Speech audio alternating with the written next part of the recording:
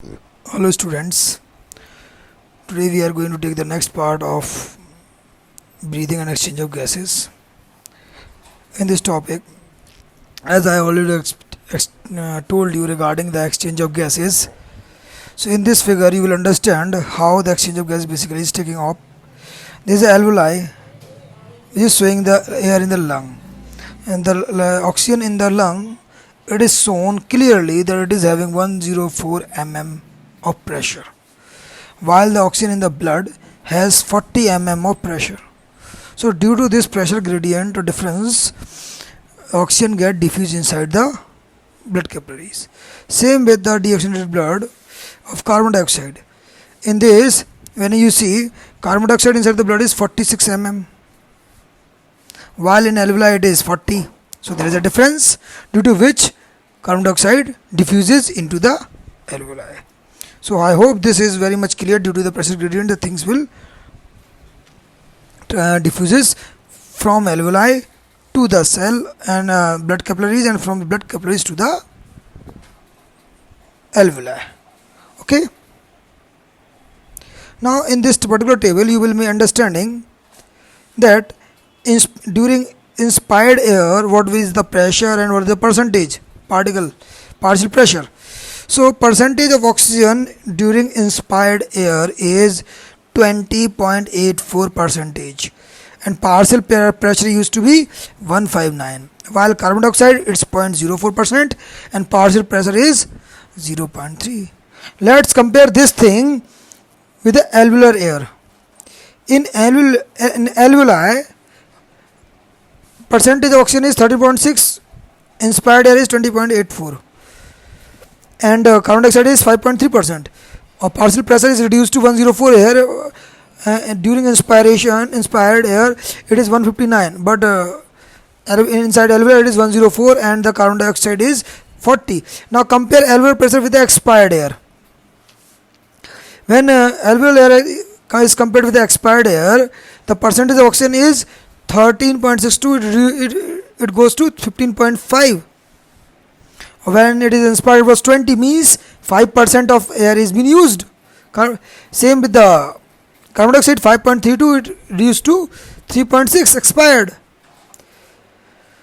and pressure 40, it becomes 32, while on oxygen it becomes 116. So this is the difference while when we inspired air, when expired air, and what is the alveolar pressure into it. Now common respiratory disorders. What are the basically commonly respiratory disorders which are generally we found during the blockage of or irregular functioning of the lungs?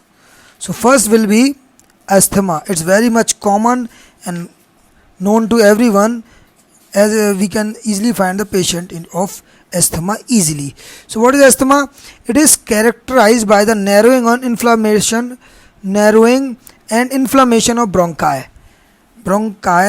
and bronchospasm and difficulty in breathing. Basically, when the passage of the air get reduced, it will produce a difficulty while breathing.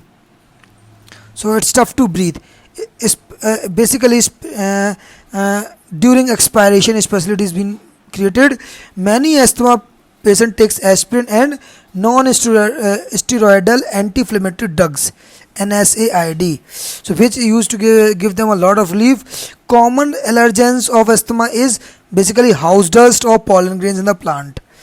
Okay, drug like aspirin and pollutants like SO2 and CO2, smoke, etc., they are also the reason for attack of it. So this is about asthma.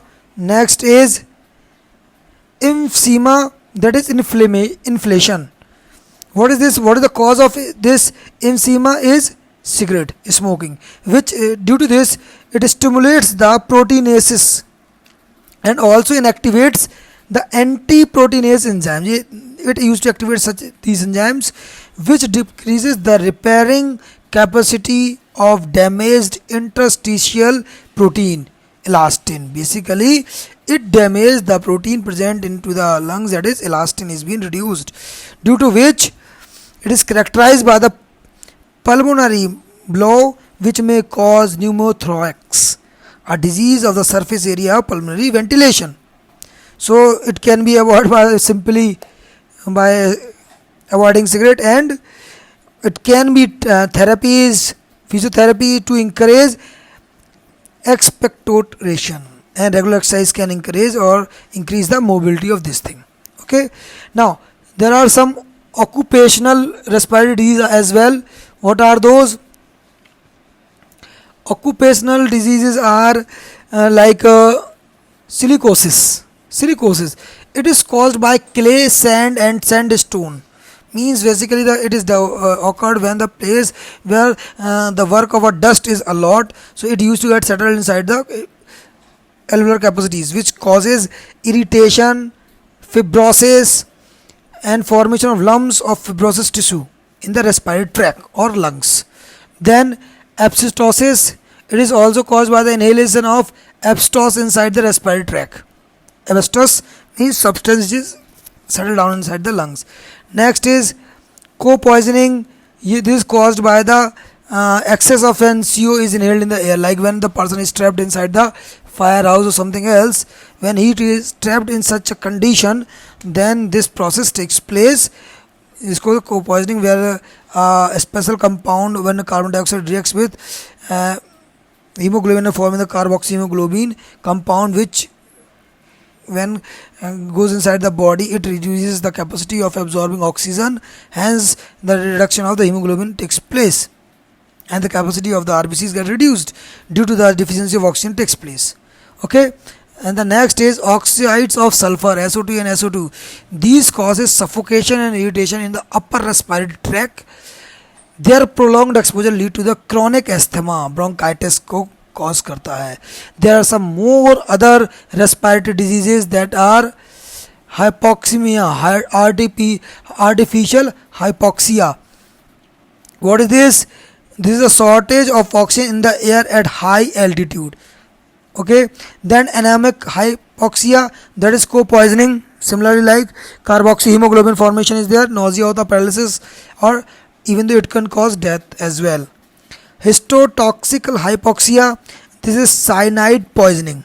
Cyanide inactivates cytochrome oxidase enzyme of ETC. Then asphyxia. Asphyxia is a oxygen deficiency and accumulation of carbon dioxide in the body tissue. So it is caused by drowning, choking or respiratory poisoning. Then is pleurisy. Pleurisy is a inflammation of pleural sac due to the increased formation of pleural fluid called hydrothorax.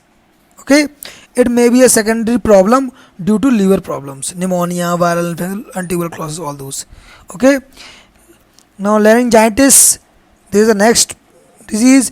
It is an inflammation in larynx and voice box. Okay, so it results characterized by the coughing, difficulty and swelling, and it is caused by the virus and bacteria. Streptococcus virus, that is bacteria, affects the larynx. Then is pharyngitis. In this, inflammation of pharynx and is characterized by the sore throat. It may be caused by a viral or bacterial infection. Okay, so basically it's an infection. And last is bronchitis. It's well known. Hypertrophy and hyperplasia, excess growth due to the increase of number of cells. So glandular gland increases, mucus secretion increases, due to which this sort of condition comes in the effect. Now this is all for the chapter breathing and exchange of gases. Hope you have understood this.